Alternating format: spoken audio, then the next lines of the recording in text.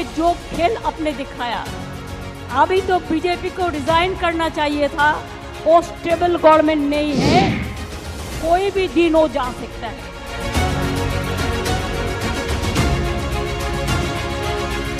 वो सरकार चलने वाली नहीं है, वो सरकार गिरने वाली है। आप लोगों ने मिलकर के यहां मुकाबला किया, बीजेपी को हटा दिया। आसमान से झमाझम बारिश हो रही थी, लेकिन न ममता बनर्जी मंच से हटी, न उनको सुनने आए समर्थक टस से मस हुए। ये नजारा है कोलकाता में हुए टीएमसी की शहीदी दिवस रैली का। इस रैली में ममता बनर्जी और टीएमसी नेताओं के अलावा अखिलेश यादव ने भी हिस्सा लिया। लोकसभा और विधानसभा उपचुनाव में जीत हासिल करने के बाद बंगाल में ये टीएमसी की पहली बड़ी रैली थी, इसलिए मौका और दस्तूर दुरुस्त जानकर मंच से ममता बनर्जी ने अखिलेश यादव की तारीफ की। बोली, आपने उत्तर प्रदेश में खेला कर दिया। दीदी की इस तारीफ पर अखिलेश गदगद हो गए और हाथ जोड़ दिया। आपने आके हम लोगों को बहुत हम आपको शुक्रिया अदा करती हूँ।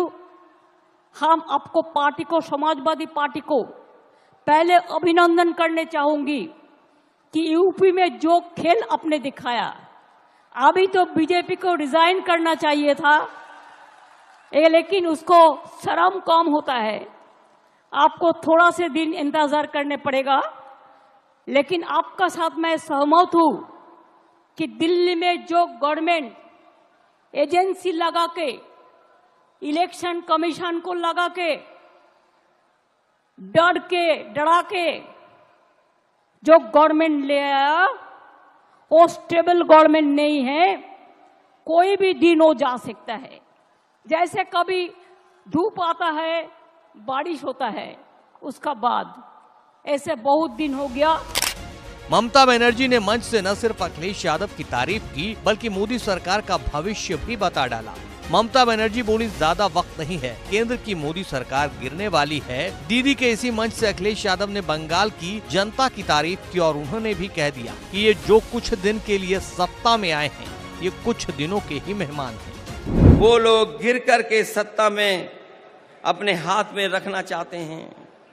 हालांकि बंगाल ने, आप लोगों ने मिलकर के यहां मुकाबला किया, बीजेपी को हटा दिया, पीछे छोड़ दिया।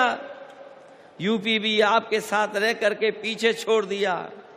ये जो सत्ता में कुछ दिन के लिए आए हैं, ये कुछ दिन के मेहमान हैं।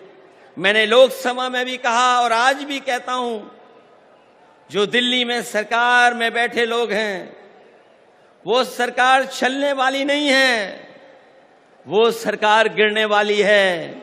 और हम और आप लोग देखेंगे एक दिन कि यही सरकार गिरेगी और हमारे आपके लिए खुशियों के दिन भी आएंगे।